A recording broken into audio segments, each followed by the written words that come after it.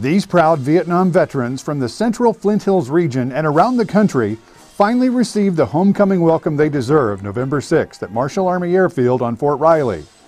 The post held a special ceremony as part of the nationwide 50th anniversary commemoration of the Vietnam War.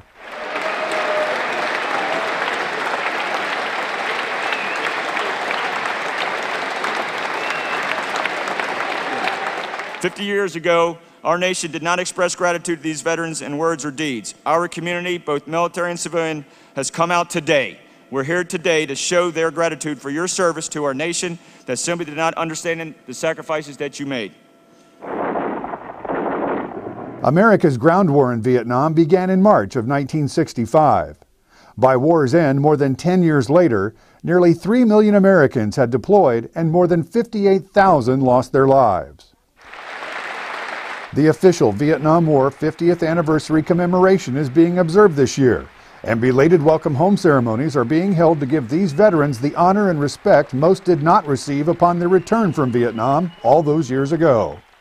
They really didn't like us.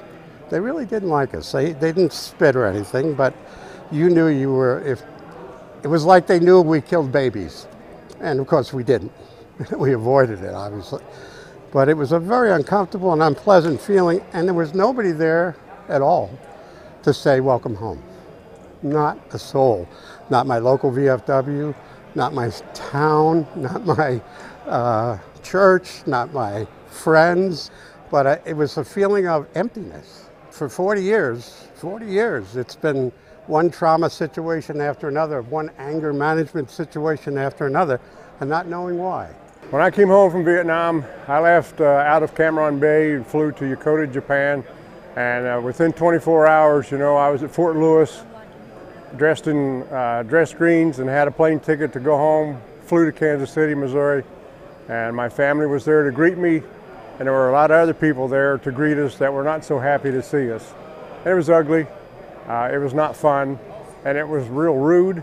No, we didn't know that back home that there was so much chaos and so much animosity and so many hard feelings and so much anti-military. I mean, I was drafted in '69. I was one of those guys that, didn't really have a choice, but I did what my country asked me to do.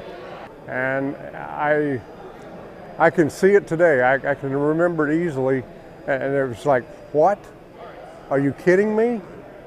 Why? What did I do wrong?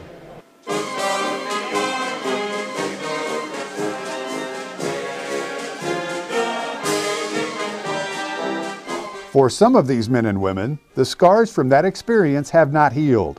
In ceremonies like this being held in communities across the country, Vietnam vets are finally receiving the simple thank you they did not hear when they first came home. And Americans at Fort Riley and everywhere else are getting the chance to show their gratitude to these vets for their service, valor, and sacrifice. We show by our deeds today, and we deeply appreciate your service. And we want to make sure that you get the homecoming that you deserved.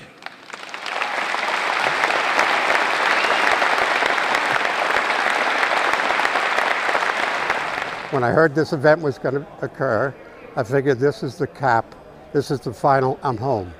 And it feels that way, it does. Just coming on post felt that way. For me, when I saw that they were going to do it, it was a good, easy decision.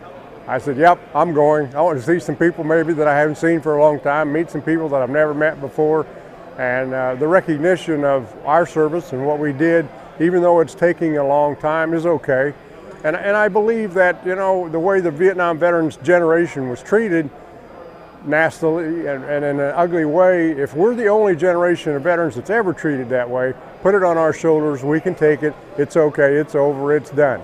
And I'm very, very happy that they treat all of the younger veterans generations behind us with the way that they do now. That's good.